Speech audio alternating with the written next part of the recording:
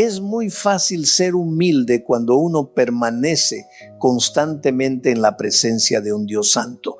Cuando verdaderamente caminas en su luz, no hay lugar para el orgullo ni para la arrogancia. Muéstrame a una persona orgullosa y yo te mostraré a alguien profundamente inseguro, alguien que no ha comprendido lo que significa arrodillarse ante la majestad del Altísimo, porque el que se arrodilla ante Dios no tiene necesidad de engrandecerse frente a los hombres. Y aquí estoy yo, Señor Jesús, todavía de pie en tu presencia. Una presencia que me desarma, que me quita las máscaras, que me recuerda que no soy nada sin ti. Ante ti, Señor, caen los títulos, los logros, las apariencias y solo queda el alma desnuda. A veces estamos tan ocupados en impresionar multitudes, en mantener relaciones superficiales, que olvidamos lo esencial, que lo que más necesitamos no es aprobación humana, sino transformación divina.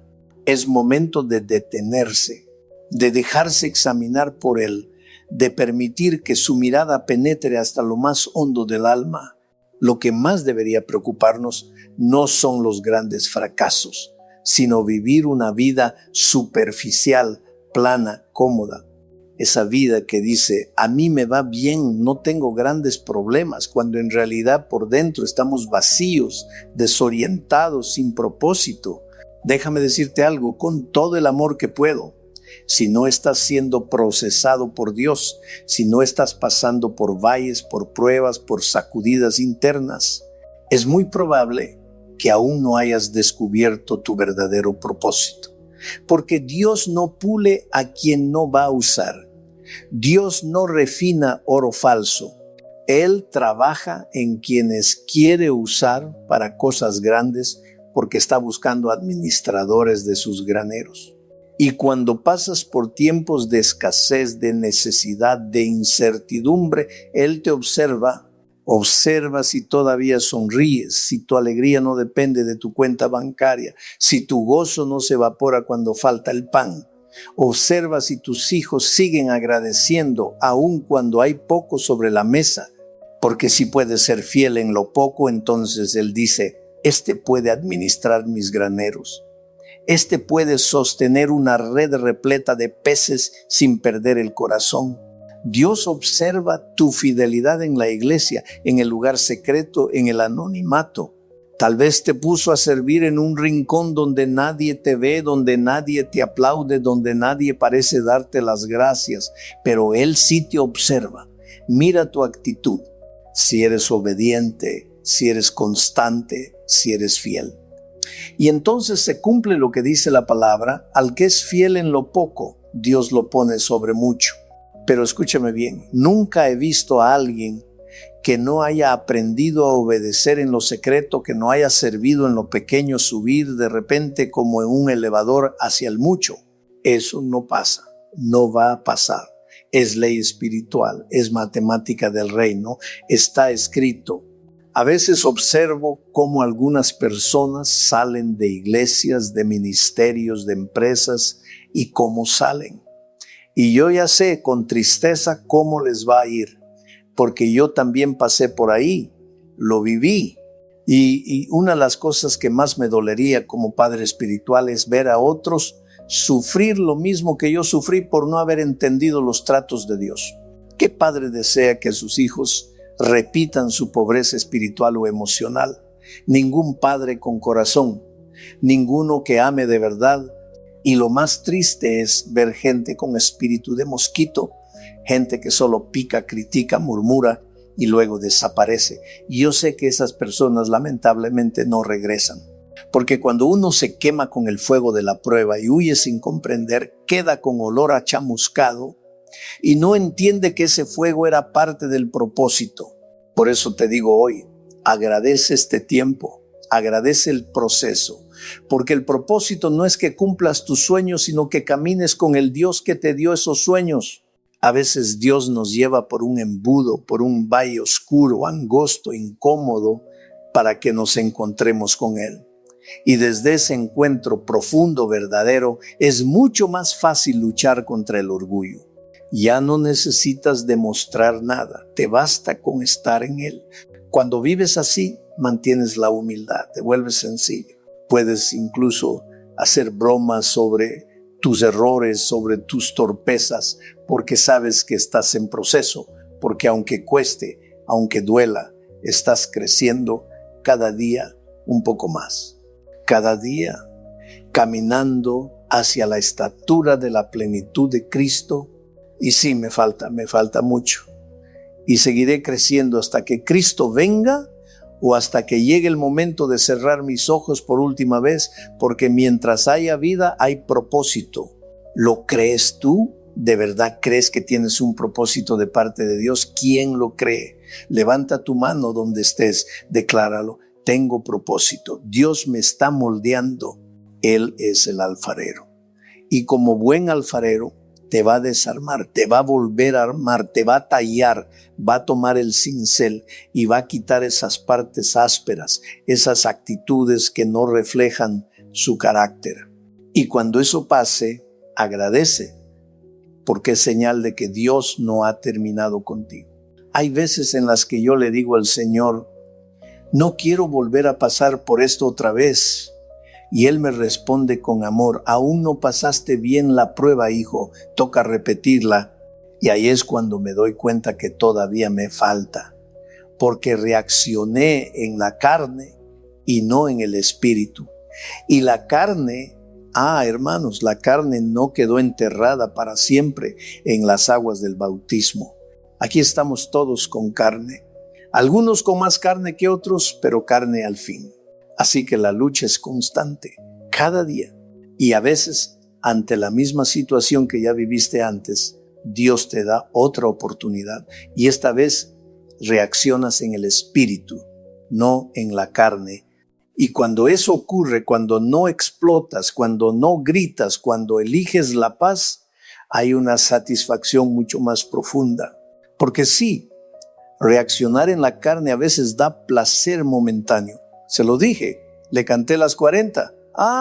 Qué bien se sintió. Pero al final, ¿qué ganaste? A veces basta un minuto, solo un instante, para que el alma sea afligida, para que el corazón se llene de peso. ¿Por qué? Porque dijiste lo que no debías, actuaste como no querías, y de pronto escuchas tus propias palabras, sí, esas que salieron de tu boca y no puedes creer que hayan sido tuyas. Te duele. Y no solo a ti, el Espíritu Santo también se contrista, se apaga un poco su fuego dentro de ti. No porque Él se haya alejado, sino porque fuiste tú quien dejó que la carne tomara el volante. Y ahí estás justificándote. Es que me sacó de mis casillas, dices. Pero en realidad lo que pasó es que esa persona sacó a relucir lo peor de ti. Te empujó a mostrar tu versión más débil, más tosca, más rota. Y mientras el diablo celebra tu reacción, el espíritu se entristece porque tú, hijo de Dios, no tenías que haber reaccionado así.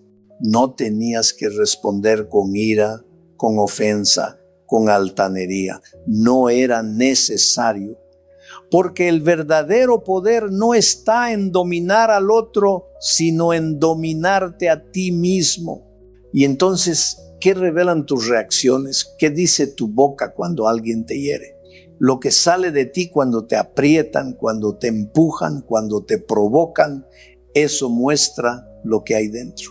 Y si lo que sale es veneno, si lo que brota es enojo, juicio, resentimiento, entonces no es culpa del otro. Es que tu corazón es como una cloaca espiritual, una cisterna contaminada. Y cuando alguien toca, salta toda esa basura escondida. Yo también he estado ahí. He tenido esos momentos en que he reaccionado mal. Lo reconozco con dolor. Y si pudiera, daría cualquier cosa por regresar el tiempo y simplemente callar, quedarme quieto. Pero Dios, en su infinita pedagogía, me vuelve a presentar la misma situación, una y otra vez, porque Él me dice, hijo, esta materia todavía no la aprobaste, esta lección aún no la aprendiste, y hasta que no la pases, No puedo ponerte al volante de un camión de 18 ruedas. No puedo confiarte más peso. Y entonces ahí estoy otra vez frente a una nueva provocación. La carne sí se desespera, quiere desquitarse, quiere responder, grita desde adentro, díselo, reacciona, defiéndete. Pero ahora ya aprendí a respirar profundo, a dejar que el Espíritu Santo me tome por dentro. Y en vez de reaccionar en la carne, respondo en el Espíritu, con dominio propio, con sabiduría, con autoridad del cielo, no de mi ego. Y sí, la carne se frustra, se retuerce. Me siento torpe, como si me hubiera quedado con la respuesta atragantada. Le tendría que haber dicho esto, ¿por qué no lo dije? Me repito por dentro. Pero en medio de ese silencio, escucho una voz suave, la voz del Espíritu Santo que me susurra. Bien hecho, esta vez lo hiciste bien, esta vez pasaste la prueba. Ahí me doy cuenta de que el proceso sigue, que estoy en el taller de Dios, que Él está trabajando en mí.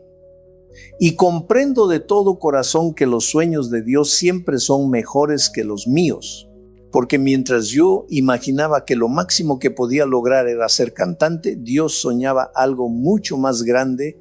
Él tenía preparado un plan que jamás habría podido imaginar, prestarme oídos, corazones, almas de miles de millones de personas para llevar su mensaje, no el mío, el de Él.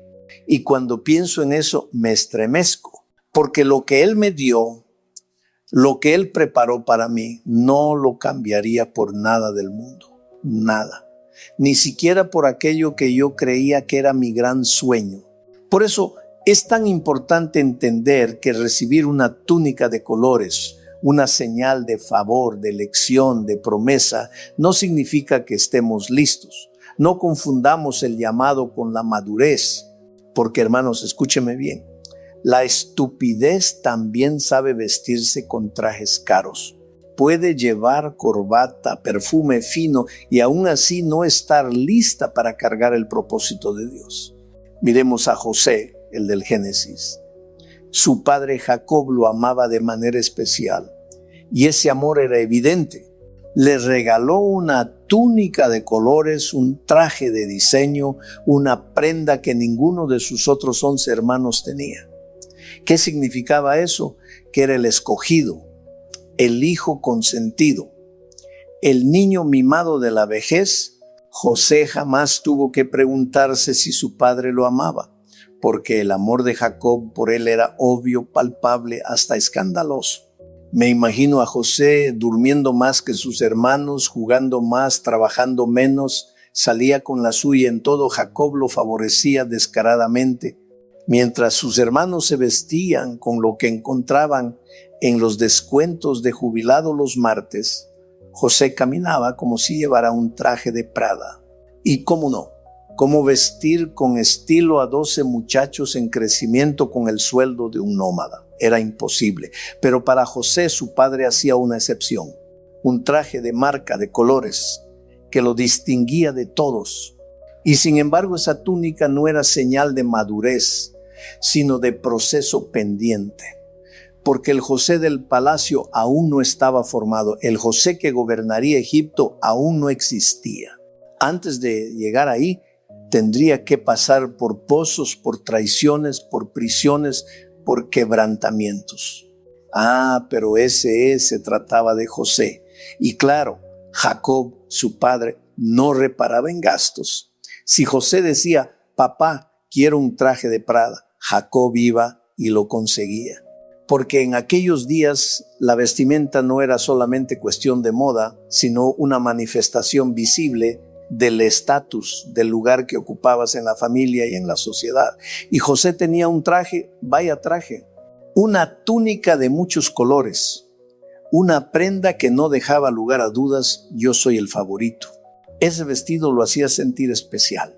Y él, con apenas unos años encima, empezó a convencerse de que era distinto, que estaba llamado a algo grande, y en parte era cierto. Pero lo que José aún no sabía, y esto es crucial, es que un llamado no se valida por la ropa que llevas, ni por el favoritismo que recibes, ni por la gracia que pareces cargar. No, el llamado verdadero lo sostiene el carácter. Uno se puede emocionar muy fácilmente con los regalos de Dios. ¿Quién no se emociona con una promesa, con un ministerio, con una palabra profética? Pero ¿y la fortaleza que se necesita para cargar con ese regalo? ¿Y la madurez que se requiere para sostener esa bendición sin corromperse?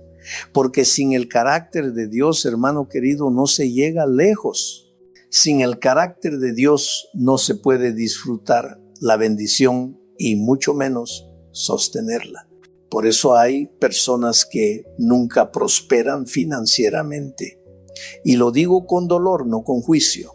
Hay gente que, si Dios les diera más de lo justo, perderían el alma. Se desviarían del camino, cambiarían de prioridades, se olvidarían de quien los bendijo. Y Dios, que es sabio y bueno, decide mantenerlos en el margen justo, no porque no los ame, sino porque los cuida, porque sabe que su carácter aún no está listo para administrar abundancia. Y eso es lo que ocurre muchas veces. Usamos la túnica del favoritismo como si fuera una corona. Nos creemos el hijo consentido. Nos convencemos de que todo nos será dado. Pero entonces la vida, o más bien Dios mismo, tiene que permitir que atravesemos ciertas pruebas, ciertas sacudidas, ciertos pozos, para que entendamos que no podemos pasar la vida luciendo trajes de colores sin tener el carácter que los respalde. Estoy hablando en metáforas, por supuesto. Pero tú me entiendes. No podemos crecer creyendo que somos la última Coca-Cola del desierto, el alma más brillante del universo, el epicentro de todo lo que Dios quiere hacer. Porque cuando pensamos así, ay de nosotros cuando llega alguien más inteligente, más preparado, más ungido, más carismático, nos tiemblan las piernas, nos movemos del lugar, nos sentimos inseguros.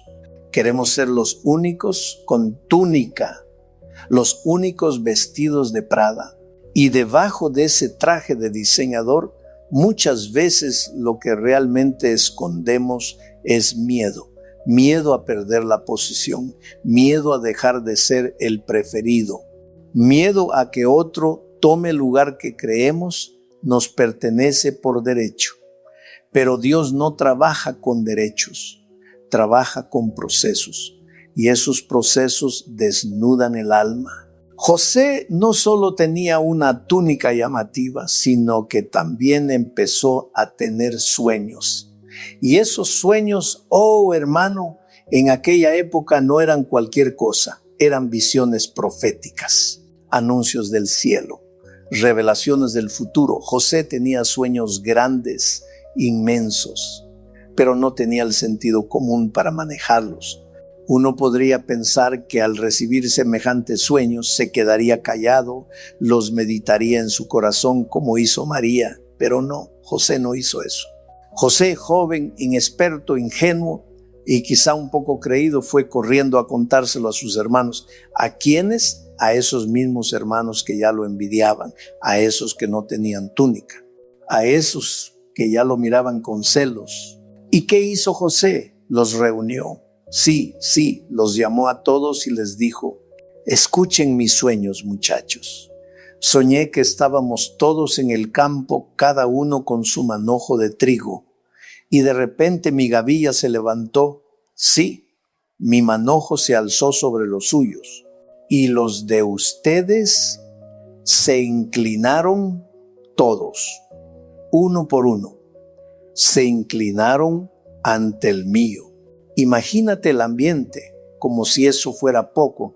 Les dice: ¿saben lo que eso significa? Que un día yo voy a gobernar sobre ustedes, que yo voy a estar arriba, que ustedes se van a someter a mí, se van a inclinar ante mí, me van a obedecer. ¿No es genial? ¿No se alegran por mí? Ay, José, inocente pero imprudente, soñador pero inmaduro. Y ahí está la lección. Dios puede darte una visión enorme, un destino glorioso, una promesa celestial, pero si no tienes el carácter, si no tienes la sabiduría, si no aprendes a guardar en secreto lo sagrado, entonces no estás listo. El sueño era verdadero, el llamado era real, pero el proceso apenas comenzaba. ¿Y por qué no jugamos un poco, hermanos? ¿Por qué no practicamos el sueño de José a ver qué tal se siente? Imagínense, todos en el campo con nuestras gavillas y de repente uno se para al centro, se endereza, estira el pecho, levanta la voz y dice, vamos, practiquen, inclínense ante mí. ¡Qué horror! Como un argentino recién llegado del mundial con la copa bajo el brazo. Nadie lo soportaba. Nadie. Y eso mismo le pasaba a José. El autor bíblico deja muy en claro la reacción de los hermanos. Lo odiaron aún más, no solo por la túnica, no solo por el favoritismo, lo odiaron por los sueños que él contaba y cómo los contaba. Porque, hermanos, hay formas de compartir lo que Dios te muestra y también hay momentos para callar. Este es un caso clásico de envidia. Sí, pero también de inmadurez, porque a veces no es tanto que la gente envidie tu sueño, sino que te cuesta entender cuándo hablarlo, cómo compartirlo, o si acaso debes compartirlo. No todo lo que Dios te muestra está listo para ser contado. No toda revelación está lista para hacerse pública. Y José no tenía ese filtro todavía. Y es que sí, José iba a lograr grandes cosas, iba a ser recordado, iba a tener un nombre, iba a vivir una historia digna de contarse por generaciones. Pero en ese momento lo que hacía era autopromoción. Se vendía a sí mismo como el futuro gobernante, como el gran líder. Comenzó a relatar su destino con cierto orgullo, con cierta ligereza. Y ahí comenzamos a ver cómo, una vez más, la estupidez también se disfraza de Prada o de Gucci o de Hugo Boss o de cualquier otra marca que nos haga sentir importantes, aunque no tengamos el carácter para sostener lo que aparentamos ser. Porque eso es lo que muchos no entienden. Los pasos del proceso son necesarios, son parte del diseño de Dios para hacernos crecer, madurar, fortalecernos. Yo, en lo personal, he orado muchas veces. Señor, por favor, diseña otro proceso para mí, uno más rápido, uno menos doloroso. ¿Y sabes qué pasó? Jamás ocurrió. Porque el Señor ordena mis pasos, no mis atajos. Y cada vez que traté de acelerar su proceso, Él me detenía en seco. No, hijo, te saltaste un par de pasos, vuelve atrás. Regresa al casillero anterior. Y me tocó aceptar el proceso con dolor, con humildad, con lágrimas, porque tal vez tú quieres tener hijos y eso es hermoso, pero aún no estás listo para ser padre. Porque tener la capacidad de engendrar no significa tener la madurez para formar una vida. Tal vez deseas una pareja, un matrimonio, una familia, pero aún no estás listo para ser esposo, para ser esposa, para comprometerte desde el alma. Quizás estás pidiendo más de Dios y eso está bien, pero todavía no sabes manejar lo poco que ya tienes. ¿Cómo va a confiarte más si no eres fiel en lo actual? Y es por eso que muchos abandonan el proceso, se desencantan, se frustran, porque no ven resultados inmediatos, porque están acostumbrados a una sociedad del todo ya, del microondas, del clic instantáneo. Y como no ven frutos en el tiempo que esperaban, se rinden. Eso mismo ocurre con el endeudamiento de muchas personas. Hay quienes conducen autos que no pueden sostener, viven en casas que apenas pueden pagar. ¿Por qué? Porque se saltaron el proceso, porque quisieron vivir hoy lo que solo debían vivir mañana. No supieron esperar, no supieron reducirse un poco, apretarse, compartir espacio hasta poder tener lo necesario para sostener algo más grande. A veces, hermano, hay que achicarse un poco para luego expandirse con firmeza. A veces hay que vivir un poco más apretados para que, llegado el momento, podamos manejar responsabilidades más amplias.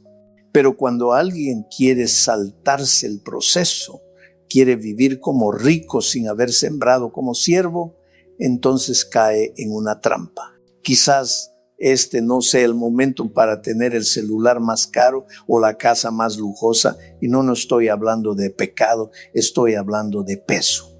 Pablo en su carta a los Hebreos lo dijo con claridad: despojémonos de todo peso y del pecado. El pecado lo entendemos fácilmente, pero el peso, ese es más sutil. Es todo aquello que tú mismo te impones sin que Dios te lo haya pedido. Y ahí estamos, estresados, cargando elefantes blancos, llevando cargas innecesarias que nadie nos pidió que adoptáramos. Vivimos agotados, pero no porque estamos haciendo la voluntad de Dios, sino porque estamos viviendo fuera de su tiempo, fuera de su ritmo. ¿Podríamos vivir más livianos? Claro que sí. Podríamos esperar a estar mejor financieramente, por supuesto, pero no lo hacemos. ¿Por qué? Porque las ofertas, las tarjetas de crédito, el deseo de aparentar nos ganan.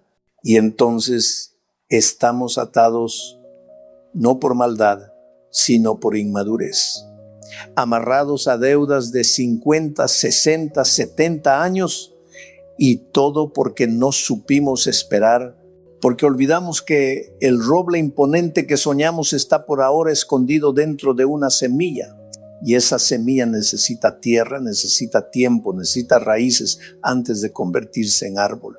Y cuando la vida no va como planeamos, cuando el camino no es el que habíamos imaginado, ¿cuál es la reacción más común? Renunciar, salir corriendo, decir: este trabajo no era lo que soñé, esta familia no era como la idealicé, este ministerio no me satisface. Y entonces abandonamos. Soñábamos jugar en ligas grandes, y como no lo logramos rápido, preferimos bajarnos del tren.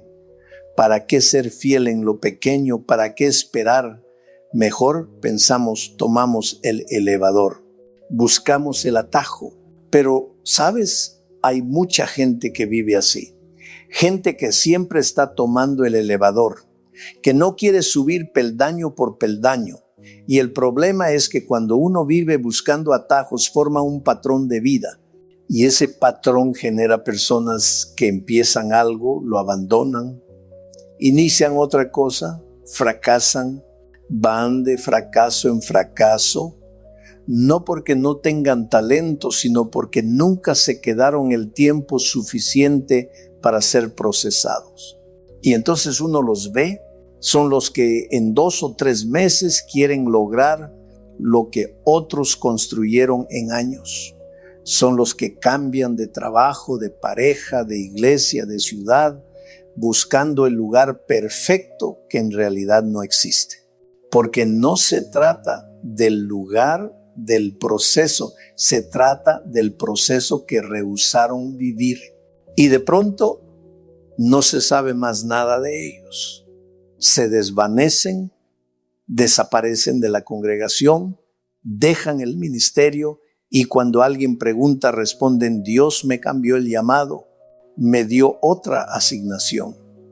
Pero seamos sinceros, muchas veces eso no es más que una forma espiritualizada de decir: fracasé porque me apuré, porque quise correr antes de caminar, porque no supe esperar el tiempo de Dios.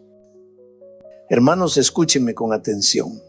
El crecimiento verdadero ocurre cuando decidimos ser fieles a una situación que no nos gusta, que aún no entendemos. No cuando todo va bien, no cuando estamos cómodos. La fidelidad no se mide en la cima de la montaña, sino en el valle de la confusión. Es ahí donde se forja el carácter, es ahí donde el alma se fortalece. El proceso siempre precede al logro, siempre. No hay corona sin cruces, No hay gloria sin quebranto. No hay amado sin proceso. Dios nunca entregará su gloria a quien no fue procesado. Él no comparte su trono con el ego. Y cuando, sin darnos cuenta, comenzamos a disfrutar de la unción como si fuera nuestra, la endeida. Cuando empezamos a tocar con manos humanas lo que es completamente divino, el Espíritu Santo se retira. No de manera ruidosa, no con estruendo, sino como se apaga una luz con solo accionar el interruptor. Entonces, ¿qué debemos hacer en esta vida? ¿Cuál es nuestro deber si queremos seguir el camino del Señor? Tomar control de nuestra lengua. Aprender a callar cuando el alma quiere gritar. Decir, no tengo que hablar, que hable mi vida, que mis hechos hablen, no mis palabras. Porque si luchamos con la vanagloria, con la presunción, con el deseo constante de ser reconocidos, el problema no está solamente en la lengua. No es solo un problema de boca. El problema real está en el corazón. Jesús mismo lo dijo en Mateo, de la abundancia del corazón habla la boca. La versión más actual lo expresa con más fuerza aún, habla la jeta. ¿Y cuánta verdad hay en esas palabras? Porque no es lo que entra en el cuerpo lo que contamina al hombre, sino lo que sale. Y lo que sale de la boca viene del corazón. Así que si de nuestra boca salen quejas, críticas, juicios, arrogancia, hay que hacer una pausa y mirar hacia adentro. ¿Qué hay realmente en nuestro corazón? El orgullo siempre necesita hablar, siempre. Aunque nadie le pregunte, el orgullo tiene que opinar, tiene que contar quién es, qué ha hecho, lo que va a lograr. No se puede quedar callado. Siempre necesita protagonismo. Y si el orgullo está en nuestro corazón, ten por seguro que va a encontrar una manera de salir. Siempre. Por eso, muchas veces cuando yo era joven y no tan sabio como pensaba, terminé metido en problemas. ¿Por qué? Porque hablé cuando debía callar. Porque opiné cuando debía escuchar. Y es por eso que, repito lo que dije antes, es muy fácil ser humilde cuando uno permanece en la presencia de un Dios santo. Cuando habitas en su luz, cuando te postras ante su majestad, no queda lugar para la soberbia. ¿Quieres que te muestre a una persona orgullosa? Yo te mostraré a una persona insegura. Porque quien verdaderamente ha aprendido a arrodillarse no necesita sobresalir, no necesita aplausos. Le basta con saber que Dios lo ve. Sí, Señor Jesús. Hasta el día de hoy, aquí estoy en tu presencia. No porque lo merezco, sino porque tú eres bueno. No porque he sido perfecto, sino porque tú me sostienes. Y es aquí en tu presencia donde mi corazón se alinea, donde mis motivaciones se purifican. Es aquí donde mis relaciones cambian, donde lo superficial se cae, donde lo falso se quiebra y lo que queda es verdad. Porque si no nos dejamos examinar por Dios, entonces todo lo demás es solo ir a plantearle sueños a un genio de lámpara. Pretendemos orar, pero solo le estamos presentando listas de deseos, y si uno entra a un lugar de oración sin dejarse examinar, es muy difícil salir de esa reunión sintiendo humildad.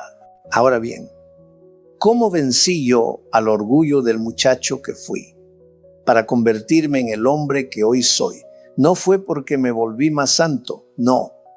Fue porque aprendí a estar más tiempo con Dios, porque su presencia transforma. No hay nada como permanecer en comunión con Él. Moisés quería hablar cara a cara con Dios, pero no buscaba eso para cumplir